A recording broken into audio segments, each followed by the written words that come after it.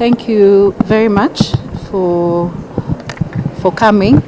And I just wanted again to update the media on the situation on the ground since the joint military and police operation was declared in the North Rift. And I want to specifically talk about Samburu West constituency, which I represent. And I know it was just the other day again, I spoke to the media, but the frustrations of the people cannot let me to keep quiet, because the messages I woke up to today are of despair, of helplessness, of hopelessness from the residents of Samburu West constituency. I just want to give some facts of what has been happening just for this month of February. On the 11th of February, at a place called Nolkera, we lost 300 livestock and we had 1 death. On 20th of February, at a place called Sapuki, 13 goats were stolen.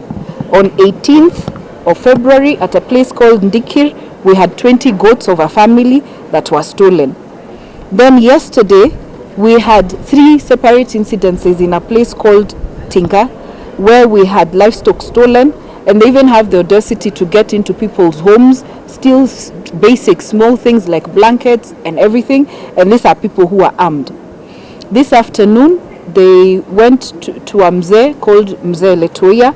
They stole livestock, but luckily this time the NPR and the rangers were able to recover the livestock, but unfortunately they raped a woman. And the unfortunate thing is that this has now become a song, and it is very, very unfortunate. And it is clear, it's a clear picture that it is no longer even about the livestock and everything, because they've also come up so much to Samburu West constituency. They're actually the ones now grazing on our land, and the people are running away. I would also encourage the media to please talk to your bosses and the media houses so that you go to the ground and you see what we're actually talking about. Because if you go to my constituency, it's not even far from here. It's also not, the areas that I've mentioned to you, they are accessible. Loiborunkare is a few kilometers from Maralal town, our headquarters as a county. So you can imagine if bandits can come all the way, it's actually less than 20 kilometers from the county headquarters. So if the bandits can come all the way to terrorize the people of Samburu West, and these are areas which can be accessible. Yesterday is the first day the military got there.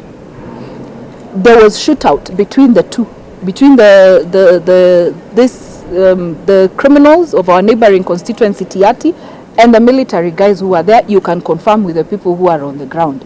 So really it's either two things. The ground was not laid for the operation, so that we weren't ready, or it is yet to be done. Yes, the operation will be done, but in the meantime, what is going to happen to the people? Because really, as I said, people are helpless, hopeless, they are frustrated. They told me today, Mheshimiwa, usipotutetea tutakuwa kwa shida. Tunataka kuona, yani they've just lost hope every single day. Then this whole issue of curfew. So in my constituency, it touches from the boundary of Laikipia and Samburu, where there is a town called Suguta Marmar. The police are very busy there, making sure the shops are closed.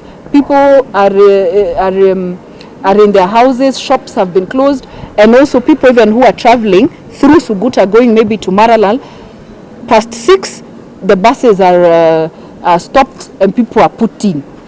Surely, why are we bothered with the towns? The bandits are not in the towns. The bandits are down there. So we can't be lying.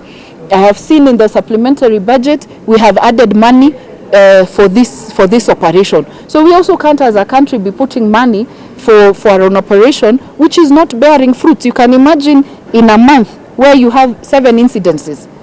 In a month, surely. Even if I know people will ask, but as a member of parliament, what are you doing? The only thing I can do is to talk and to represent my people. Every day I'm in these offices, we are meeting, we are talking. They just have to find a solution to secure the people of Samburu West constituency. Whatever needs to be done, whether through air, ground, whatever, they just have to secure my constituency. Yeah. Well, once we're tabling the report next week on Tuesday, so we'll be sure of how much was.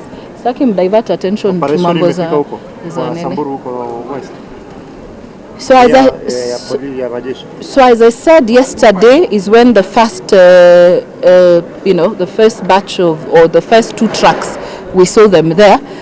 But I'm talking about this afternoon at 1. Ng'ombe ya mzee Letoia were taken, and I'm now nursing a woman who was raped today in the afternoon. So you mean the operation is yet to be felt? Yes, it is yet to be felt. I have engaged the security officers and even the senior guys, because also I can't only just be talking.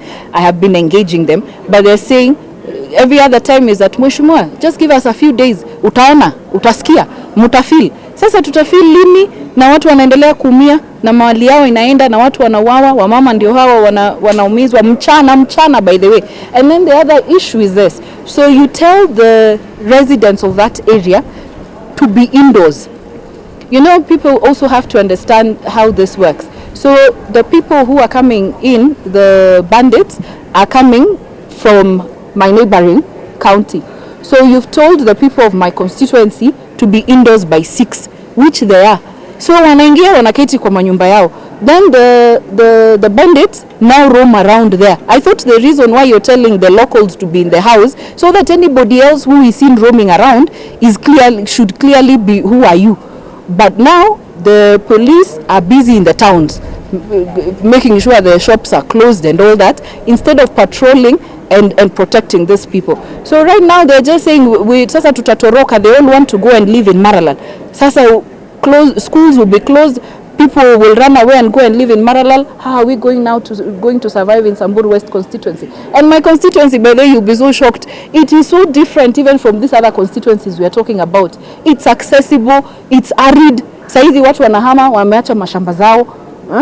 You should take a visit and you'll be very surprised of what we are talking about.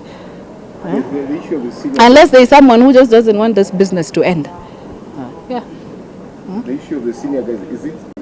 I've gone to the highest offices in the country every day, and my business is just to follow up on matter security. I wonder when I'll ever do development for my people.